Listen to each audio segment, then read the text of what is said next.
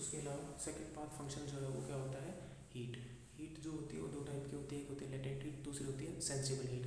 Latent heat जो होती है वो किस में काम आती है, फेज चेंज कराने यानी अवस्था परिवर्तन कराने में, सॉलिड से लिक्विड करने में, लिक्विड से गैस को ले जाने में। उसके अलावा जो सेंसिबल हीट होती है वो किस में काम आती है, टेम्परेचर को चेंज कराने में, ठीक है। अब देखो लेटेंट हीट का जो फॉर्मूला होता है Q बराबर एम इंटू एल। एम क्या है यहाँ पे, मास, जो भी अपने को सब्सटेंस में रखा है उसका मास है, सॉलिड लिक्विड गैस उसका मास है। एल क्या है, एल है latent heat, specific latent heat, सबकी अलग अलग होती है, ठीक है। उसके अलावा सेंसिबल हीट की बात करें तो इसमें Q बराबर एम एस डेल्टा टी का फॉर्मूला होता है। एम क्या है, इसमें मास है, एस क्या है, स्पेसिफिक हीट, सबकी स्पेसिफिक हीट अलग अलग होती है, ठीक है। और डेल्टा टी क्या होता है, टेम्परेचर में चेंज है। अब देखो ऐसे समझ लो, जैसे आइस है वो अपने को -70 डिग्री सेल्सियस पे दे रखी है, इस आइस का टेम्परेचर -70 से -0 तक लाने में कौन सी हीट देनी पड़ेगी बताओ। तो देखो टेम्परेचर चेंज कराने में कौन सी हीट काम आती है, सेंसिबल हीट।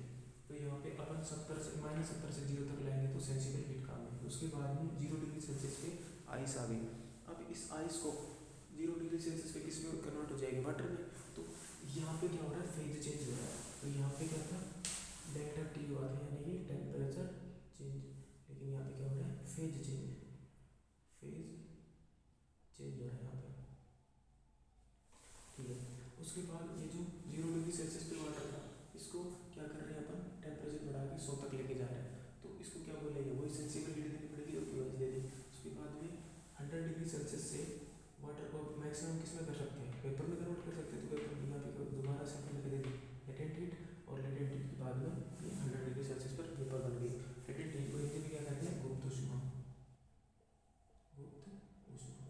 और जो गुप्त ऊष्मा की वैल्यू जो होती है वो ज़्यादा होती है वेपर के लिए और कम होती है वाटर के लिए, इसलिए वेपर ज़्यादा घातक होती है, गर्म वेपर में हाथ देना ज़्यादा घातक होता है वाटर की तुलना में, ठीक है। बाकी इसकी जो वैल्यूज़ है वो मैं तुमको बता दूंगा।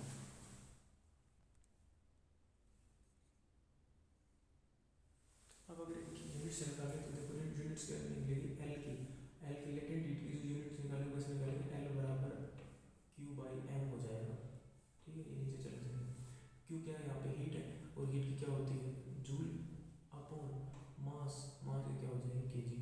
तो ये तो किसकी हो जाएगी, लेटेंट हीट की। यहाँ पे अगर अपन स्पेसिफिक हीट निकालें तो Q/m इंटू डेल्टा टी हो जाएगा बराबर एस।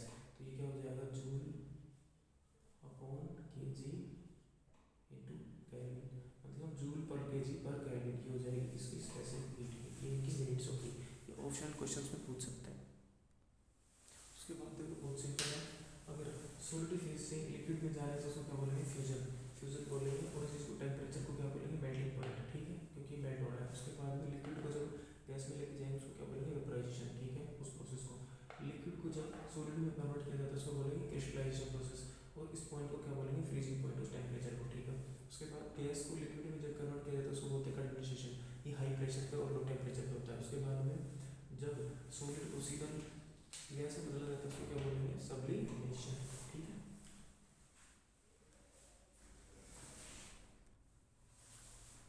अब देखो अब शुरुआत होती है लॉज ऑफ थर्मोडायनेमिक्स की। इसमें सबसे पहला लॉ है zeroth law of thermodynamics, zeroth law of thermodynamics, ZLOT, zeroth law of thermodynamics. इसमें क्या है कि अगर कोई बॉडी ए बॉडी बी के साथ थर्मल इक्विलिब्रियम में है, इक्विलिब्रियम का मतलब होता है साम्य अवस्था, साम्य अवस्था का मतलब होता है जितनी हीट इसके पास है उतनी ही हीट इसके पास है और ये आपस में एक्सचेंज कर रहे हैं, ठीक है। तो ये कह रहा है कि ए जो बॉडी है वो बी के साथ थर्मल इक्विलिब्रियम में है, यानी कि आपस में हीट का एक्सचेंज कर रहे हैं, और बी बॉडी जो है वो सी के साथ में थर्मल इक्विलिब्रियम में है। तो क्या होगा, सी बॉडी अपने आप ए के साथ में थर्मल इक्विलिब्रियम में आ जाएगी। इसका मतलब क्या है कि देखो थर्मल इक्विलिब्रियम का मतलब ये है कि इनमें जो हीट एक्सचेंज हो रहा है उतना ही हीट एक्सचेंज इनमें हो रहा है। इसका मतलब क्या है कि अगर temperature of A is equal to temperature of B, भाई इनमें तो चेंज होगा इसलिए इन दोनों का टेम्परेचर बराबर हो जाएगा, इनमें चेंज होगा तो इन दोनों का टेम्परेचर हो जाएगा। तो ऑल ओवर क्या होगा, इसका टेम्परेचर बराबर हो गया। तो temperature of B is equal to temperature of A, इन दोनों का बराबर हो गया। तो temperature of B is equal to temperature of C, इन दोनों का बराबर हो गया। तो अपने आप क्या हो गया, temperature of A is equal to temperature of C, ये क्या हो गया, जीरोथ लॉ ऑफ थर्मोडायनेमिक्स। बहुत सिंपल है। अभी अपन ने क्या पढ़ा था, थर्मल इक्विलिब्रियम।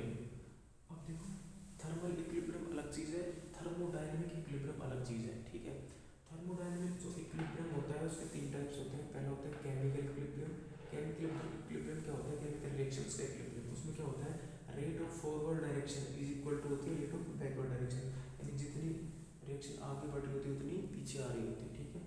उसके लिए होता है मैकेनिकल इक्विलिब्रियम, इसी में इंक्लूड होता है। इसका मतलब क्या होता है, किसी भी पॉइंट पे किसी भी चीज़ के ऊपर सभी डायरेक्शन से फोर्स समान लग रहा है, यानी उस पर नेट फोर्स क्या जीरो है, उसके ऊपर कोई भी नेट मैकेनिकल फोर्स नहीं लग रहा, जीरो लग रहा है, तो वो क्या हो जाएगा, मैकेनिकल इक्विलिब्रियम। उसके अलावा तीसरा है थर्मल इक्विलिब्रियम, जो अभी अपन ने पढ़ा है, ये थर्मोडायनेमिक इक्विलिब्रियम के पार्ट्स तीनों, ठीक है।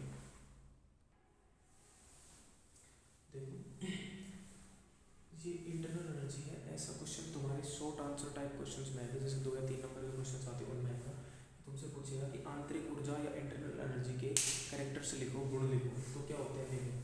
इंटरनल एनर्जी जो है वो क्या होती है, sum of all energy of system, यानी कि एक सिस्टम में जितने भी प्रकार की ऊर्जाएं हैं उन सभी का योग क्या होता है, आंतरिक ऊर्जा कहलाता है। इसमें जैसे कि गिब्स एनर्जी है, एंथैल्पी है और एंट्रोपी है, इन सभी के योग को क्या बोलेंगे अपन, आंतरिक ऊर्जा बोलेंगे। उसके बाद में exact value can not be determined, मतलब इसकी जो एग्जैक्ट वैल्यू वो नहीं निकाल सकते हम, हमेशा किसकी बात करते हैं, चेंज की बात करते हैं, जैसे डेल्टा यू, हमेशा डेल्टा यू ही निकालते हैं, आंतरिक ऊर्जा में चेंज को ही निकालते हैं, प्रॉपर आंतरिक ऊर्जा कितने पता नहीं कर सकते अपन, ठीक है, हमेशा आंतरिक ऊर्जा का चेंज पता कर सकते हैं। उसके बाद में ये क्या है, स्टेट फंक्शन, स्टेट फंक्शन है मतलब ये शुरुआती और लास्ट वाले पॉइंट्स पे डिपेंड करते हैं, बीच में पथ पे नहीं डिपेंड करती, ठीक है। उसके बाद में कैसे है, एक्सटेंसिव प्रॉपर्टी, एक्सटेंसिव मतलब क्या है कि मास पे डिपेंड करती है, ठीक है। उसके बाद in cyclic process delta U is equal to zero, ऐसा क्यों लिखा मैंने, क्योंकि ये क्या है, एक स्टेट फंक्शन है, और स्टेट फंक्शन क्या होते हैं, शुरू और लास्ट वाले पोजीशन पे डिपेंड करते हैं। साइक्लिक में क्या होगा, यहाँ से चला और वापस